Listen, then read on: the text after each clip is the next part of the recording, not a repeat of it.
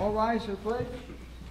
I pledge allegiance to the flag of the United States of America and to the republic for which it stands, one nation, under God, indivisible, with liberty and justice for all. Clerk, please call the roll. Councilman Alvarez. Present. Councilman Marco. Councilman Moore. Present. Councilman O'Connor. Here. Supervisor Hay. Here. Notations exit in the front and rear. You can see we're set up this evening for the coronavirus. We try to keep everyone approximately 6 feet apart. Public the same way, the speaker the same way, and there's 3 people in the audience at the present time. I'm going to make a motion to open the public hearing and waive the reading of the notice. I'll second. All in favor? Aye. First item up is 577 North Main Street, special permit. Mr. Lansky. Good evening. For applicant 577 North Main LLC, Bart Lansky, 28 Ridge Way, Purdy's, New York, 10578. Can you? Sorry about that. Well, first I want to thank our public servants for coming out in extraordinary times. Applicant is anxious to continue the progress at the project, and this application is for a kennel in an economic development zone. It is a 3,600 square feet proposed facility indoors with a modest outdoor dog run of around 1,500 square feet. The property obviously is on North Main, and to the west we have the Metro North Station, and the dog run in the outdoor space faces that direction. So we're facing the train tracks. There's some provisions in the code, and everything is concerned about externalities, about noise and odor emanating from kennels. That's generally what the concerns are. I think we're in a fortunate location here in that we're shielded from residences by the building, except for Eagle Ridge, which is some 1,000 feet away. And the other tenants on the property we don't think we're going to disturb. And we're here for a public hearing, and we'd like an opportunity to answer any comments or questions. Public comment.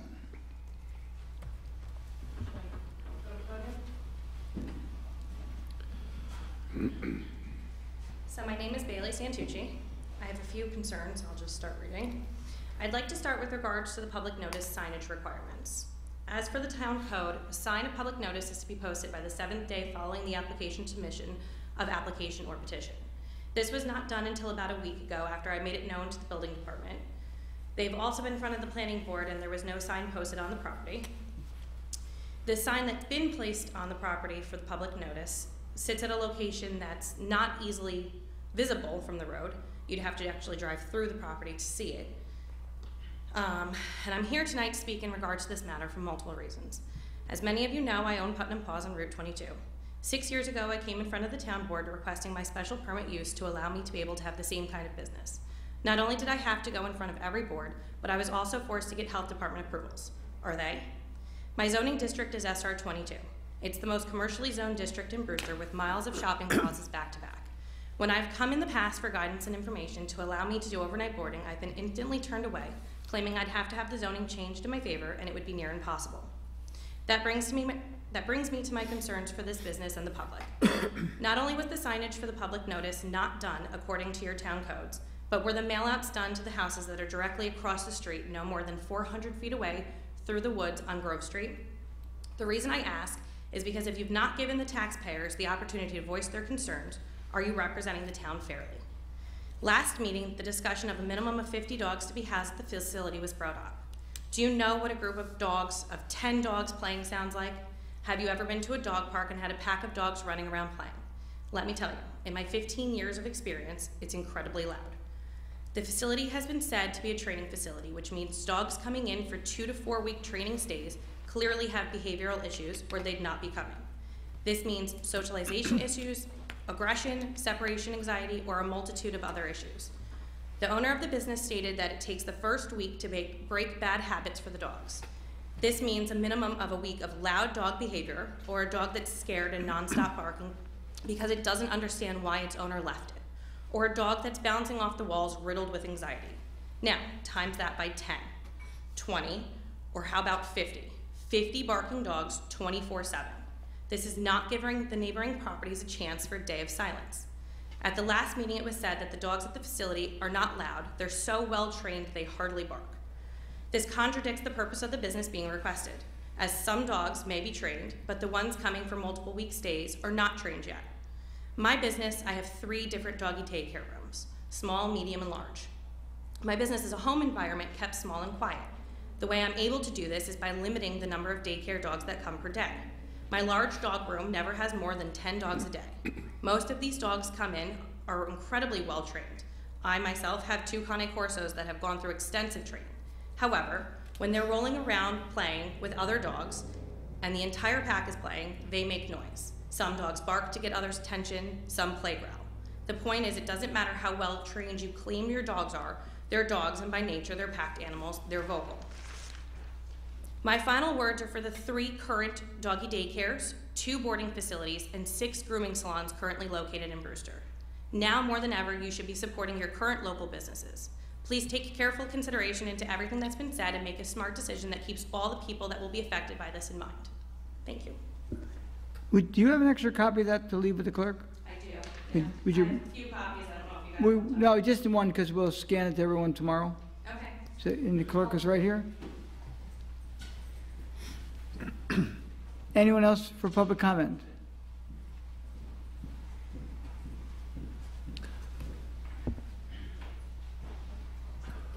There was a, Pardon? can I make a comment?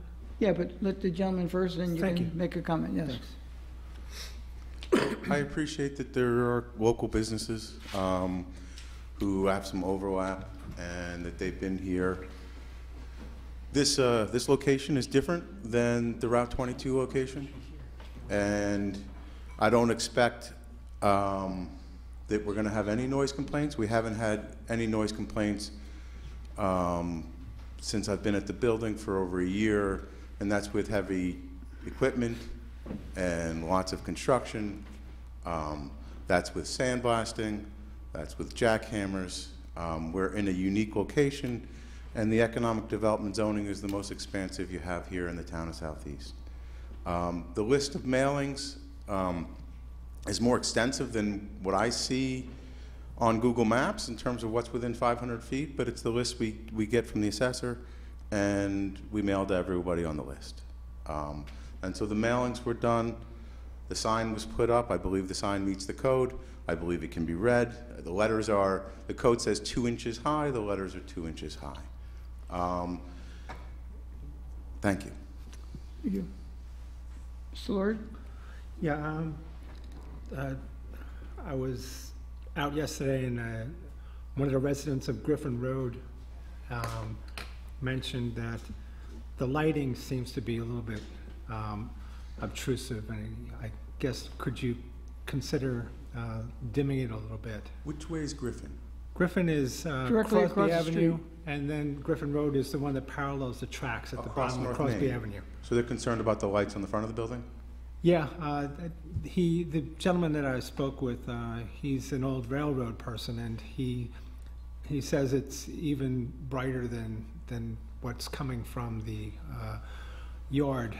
So if you could look into making some improvements in that. Okay, we did, I did an extensive analysis on the lights. Okay, And they are dark sky compliant, and they go directly down, and, Okay, you've been before the ARB on yeah, this? I've been before the ARB, the lights were approved by the ARB, and, you know, I selected something very specifically. I don't have a problem putting a dimmer on it, it's just that, I don't believe that those lights go, I think it's 0.2 foot candles at the border. I don't think we even have that, because there's a little uphill from there.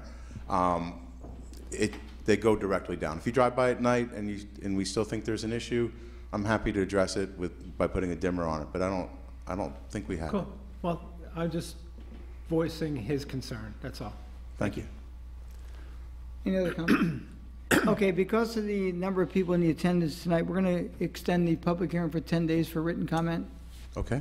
And our next meeting will not take place live, or it's live tonight here, but in the future be by video conferencing. Okay. And we'll have it posted on the website how anyone would like, your presentation would be in the future with public hearings would be on a video conference as well. So our website before the next meeting, which is going to be on April 9th, will identify to the public how they can, I won't use the word Skype in, but people have Skype and there's other words they can use to get into a video conference, but it'll be very clear on our agenda and also on our website how anyone can attend. And it will be on the board's review for that evening, and that's it. So we're not closing the public hearing. It'll be a 10-day period for people to have additional written comment. We'll be on for a resolution at that meeting? Yes. Thank you. Anyone else from the board? Entertain a motion? Well, if we're gonna keep it open, It's going to be held open for 10 days. so yeah, I'll make that Written motion. comment. We just keep it open for 10 days for written comment. Is there a second? Second. All in favor? Aye. Thank you. Second public hearing is to amend Chapter 123, 138, and A 143, Section 123-3, Policy, Section 123-6, Definition Curbs. Basically, what this public hearing is about is that all sidewalks in the future that are built in the town of Southeast have to have like a built-in ramp. A lot of sidewalks have a, curbing that's, 3 to 4 inches high. That's going to be eliminated. They have to have a slight ramp. That's the change in the code. So make a motion to open this portion of the public hearing. I'll second. All in favor? Aye. Public comment. Seeing none, I'll ask for to have the same 10-day written comment period. I'll Is there a second? Yes. All in favor? Aye. Thank you. Thank you. Okay. Be safe. There's nothing on the work session this evening. We have the regular meeting portion, waive the reading of the correspondence, approve of the voucher list, and guess what I forgot to do? Can I have that for a second? I didn't write the number down.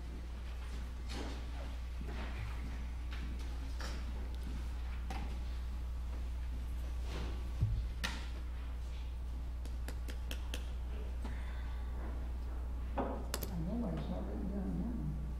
It's up on the top, you see. No, no, I see it. It's way too big. Okay.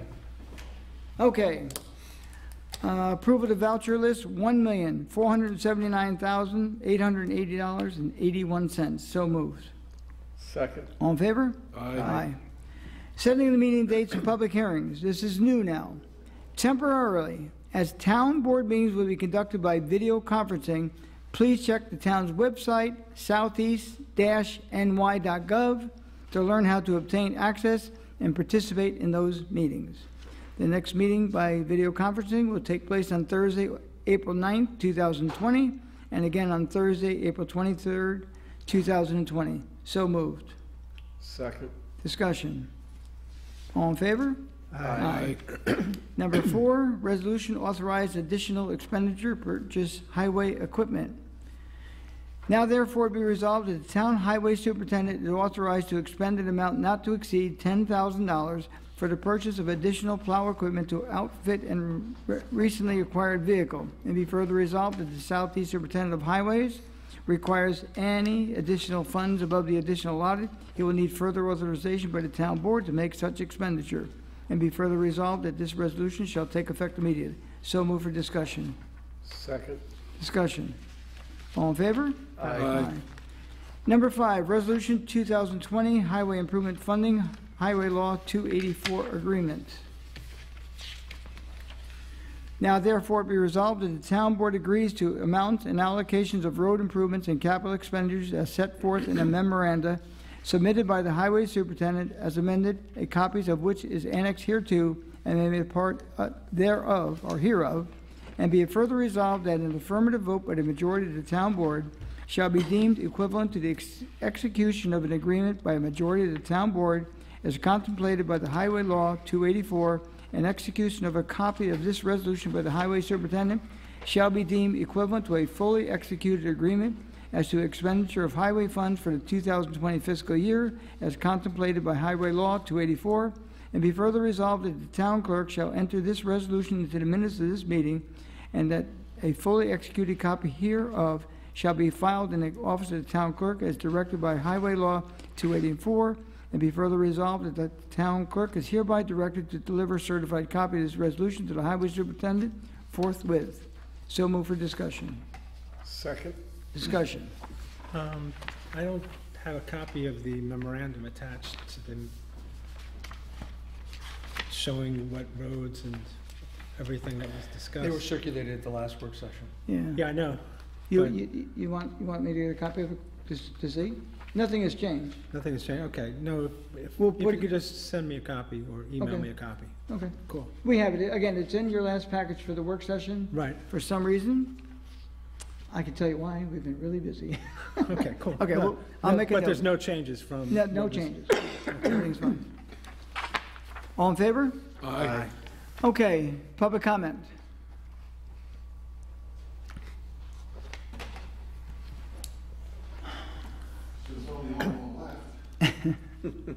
That makes you the public. I just, I've gotten 2 text messages so far from guys from work because Governor Cuomo is now saying that they want to cut the workforce to 25%. That only affects businesses, so to speak, and not municipalities. We're Okay, still at that's- 50%. I want to clarify that. And also, thank you very much for approving the 284 and also the additional expenditures.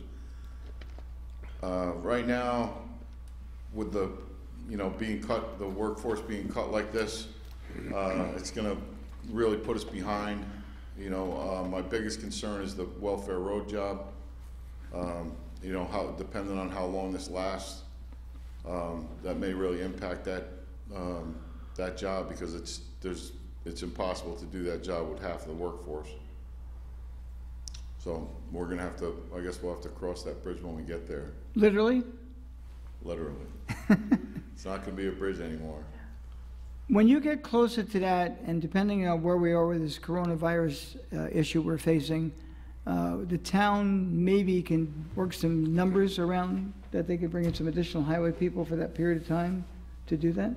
If I may, I think a lot of, obviously, we're receiving a lot of information from the governor's office and executive orders that are coming down every day, actually sometimes several in one day.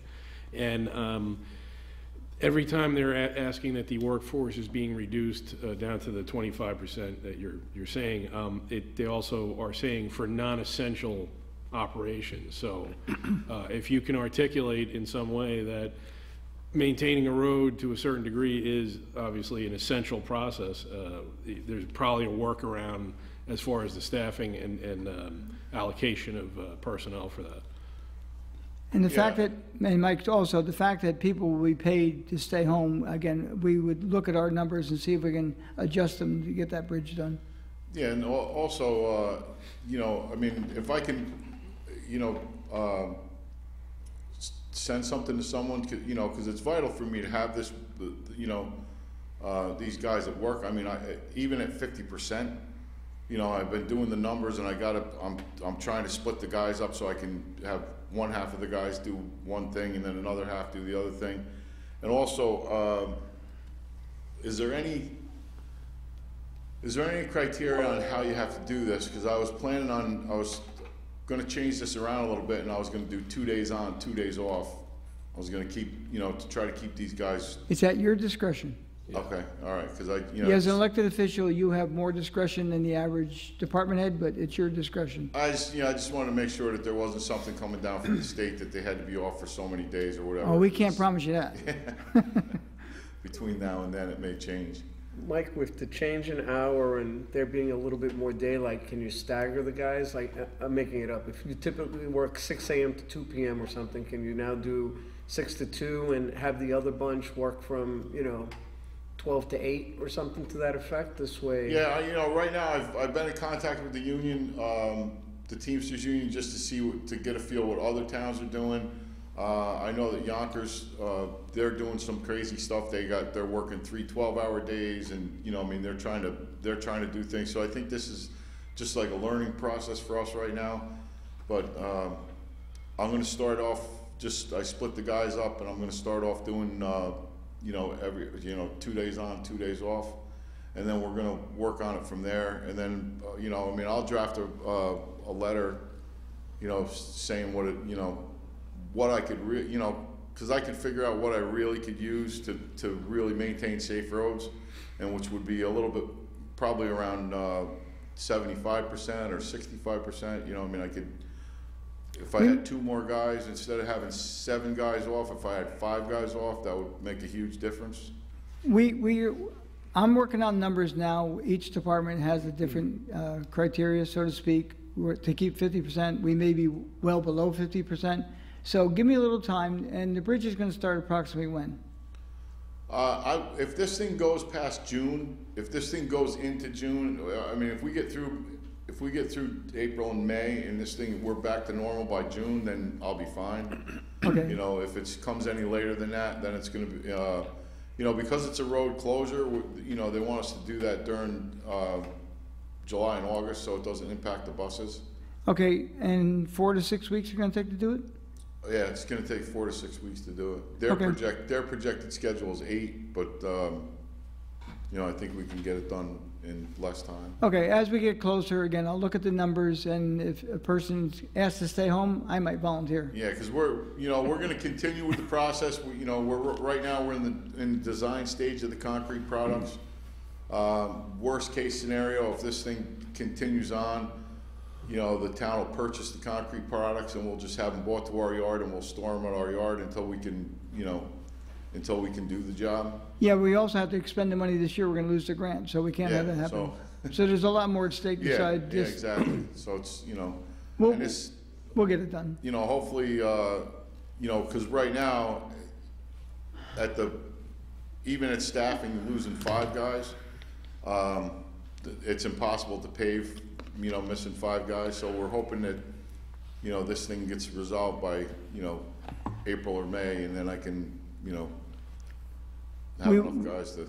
We will look at the numbers. Once I have everyone, you know, right now we have a couple of people out ill, you know, not from the coronavirus or anything like that, just ill, some people on vacation. But once I got a full tally, we'll, you know, do a spreadsheet, see what the numbers are to keep it to 50%, and we'll adjust it accordingly. If we have to leave someone home. We have enough vehicles that I'm going to assign guys vehicles, and the 2 days that they're there, that's the truck they're going to drive, and Right. the 2 days that they're off, nobody else is going to drive it, so it's just going to sit there, so it's not going to be, you know, this won't be an issue with that. Okay, the only issue at stake is the 50%, and again, give us time to look at the numbers, we'll get Okay. back to you, All right, thank you. okay? Yeah, just to clarify from the governor's website, it states that Governor Cuomo signed today an executive order mandating businesses that rely on in-office personnel to decrease their in-office workforce by 75%. I think you only have one person that's in office, right, Mike? So that's not the actual executive order I'm reading from, but, you know, if you check on the website for the governor's office and look at the executive order, I'm pretty sure because it's mandating that the exemptions are made for essential service industries, including shipping, media, warehousing, grocery, food production, pharmacies, healthcare providers, utilities, banks, and related financial institutions, and other industries critical to the supply chain. I believe keeping our roads safe and open is critical to the supply chain, so. All right, thank you. Yep.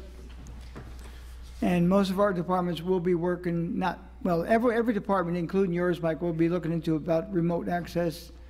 We have to buy a few scanners for a few people to work from home. But unfortunately, a lot of work in this town cannot be done from home.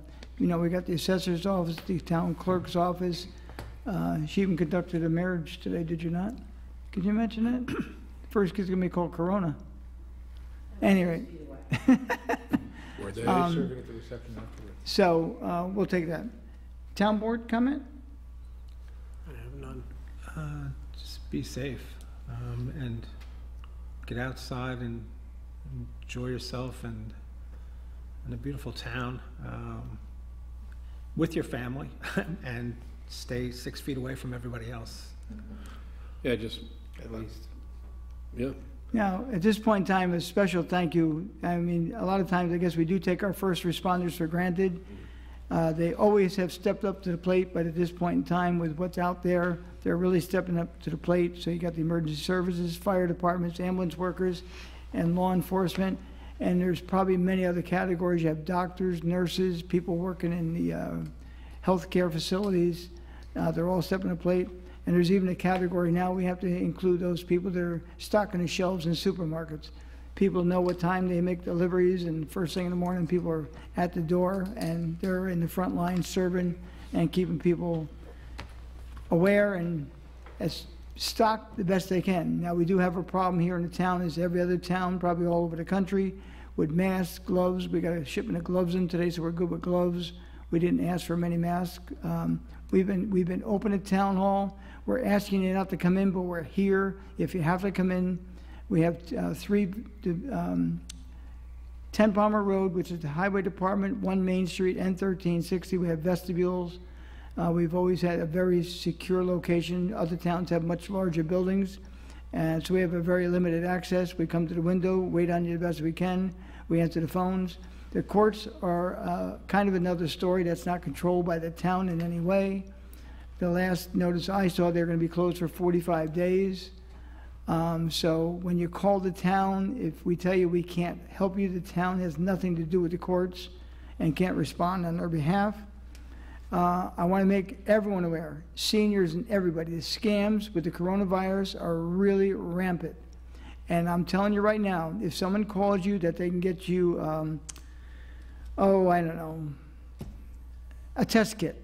Test kits are not available to the public. They're not even available to the government to do the testing. So if someone called you and say, I got a test kit, it's a little expensive because they're so rare, don't fall for it. And don't fall for it. The very first question or second or third question they ask you is, what is your social security number? Because that's all they want when they call you.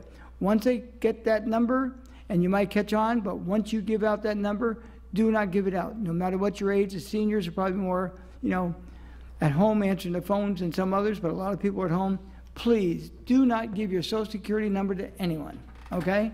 And if you do, make sure you call. If you call back, check it. And if you're good on the computer, you can, if you see the phone number come up on your screen, you can Google it sometimes, and it'll tell you that it is a scam, so be very careful.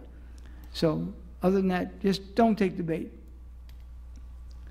And again, all the workers here, Putnam County, county government, state government, they're all doing a great job. We're all trying hard. Federal government's doing the best they can. This is unprecedented times, and we're all going to hopefully survive this and continue to move forward. But this is a point in history we're all going to remember, even at my age. Can I ask a question? People that are being furloughed or town employees, are they getting paid? Well, there's going to be a lot of people out there that won't like that answer, but the answer is yes, they are. Because I know a lot of people have been furloughed from, restaurants and gyms and all kinds of people who don't get paid, part-time workers that don't work, don't get paid. But yes, the people that are being furloughed, and they're working. They're supposed to be working. They could be working at home. Again, there's not a lot our people can do from home. But every person that's home will have access. We're working on that now. I think we got about probably a third of it done today, where they can remote in some way. I had my phone programmed. I never had my town email, but I always had my personal email where it went to both. So I've been on top of it. But every person that's at home, and even ones that are not at home, will have this put onto their cell phone or have access remotely. And they will be paid, yes. And that's why the most important department in this town has always been and will be the payroll department. And how about people that we have contracts with to provide things like... All services are being provided. In the case of the water and sewer plants, are probably the biggest contract we have going and have to keep things moving. They are there. I wrote a letter today. I think I sent it to all of you. Yeah, to, if they ever go to, what's that word to use? Shelter in place. Shelter in place. I wrote a letter telling them they have a vital service to the town of Southeast with water and sewer. If it ever comes to that, all of our planning, zoning boards and everything will be working by, video conferencing. So the government's going to continue to move forward, just going to be in a different way. You're just not going to see us on TV. You're going to hear it live. And the one thing required is we have to have a verbatim of the minutes, which we've contracted out to get that done. So we'll be in kind of good shape. And what else? Just wondered, those services that we're depending on from, independent contractors that, Yes, if there's a water main break, the companies go out. They don't really deal with the people, which is a good thing. We call them on the phone, they go out there, they're wide open, they're definitely probably 100 feet away from a lot of residents. So that will continue. That's the easy part of it. Anyone else? Okay, thank you all for coming. I'll entertain a motion. I'll make a motion to close tonight's meeting. Second. All in favor? Aye. Be safe.